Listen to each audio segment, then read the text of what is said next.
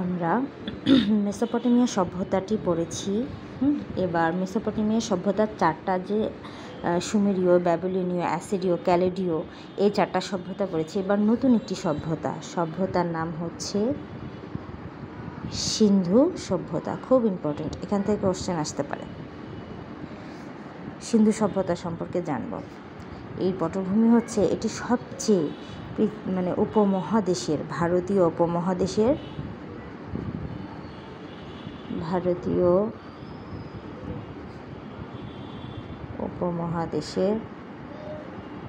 সবচেয়ে পুরানো সভ্যতা। যদি আসে সবচেয়ে পুরনো সভ্যতা, তাহলে তো আমরা বলবো মেসোপটেমীয় সভ্যতা।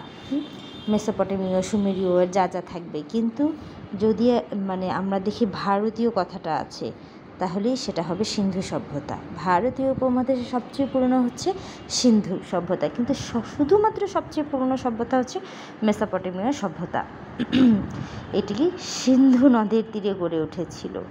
এটি সিন্ধু নদের তীরে গড়ে উঠেছিল, তাই এই সভ্যতাকে বলে সিন্ধু সভ্যতা। সিন্ধু নদের তীরে গড়ে উঠেছিল, এবং এই সভ্যতা আর একটা স্পেশালিটি ছিল, এই সভ্যতায় ছিল দুটি প্রধান শহর ছিল। শহর দুটার নাম, একটার নাম ছিল হরপ্পা আর একটা ছিল মহেঞ্জোদারো।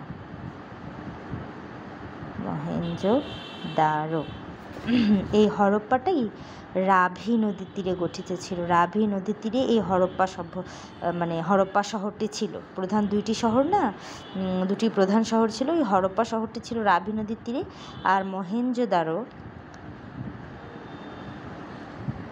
এই রাভি নদীর তীরে ছিল হরপ্পা, আর এই আরেকটি ছিল সিন্ধু নদের তীরে ছিল মহেঞ্জোদারো সভ্যতা। মহেঞ্জোদারোর একটা অর্থ আছে মৃতের ঢিবি।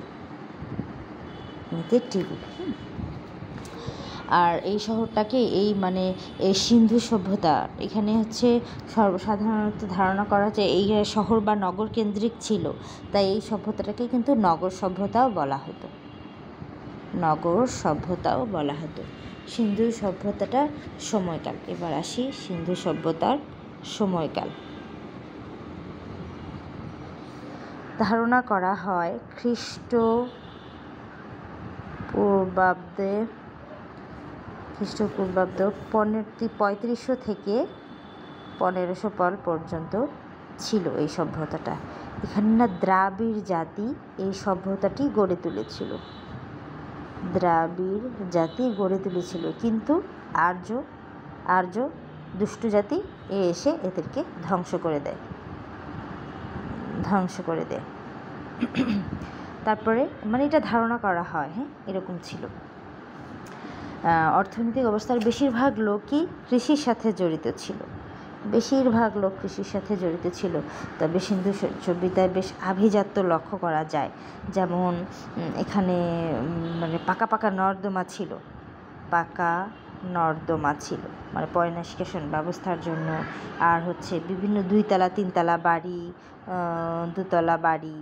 দোতলা তিনতলা বাড়ি, আর ছিল চৌবাচ্চা সহ গোসলখানা।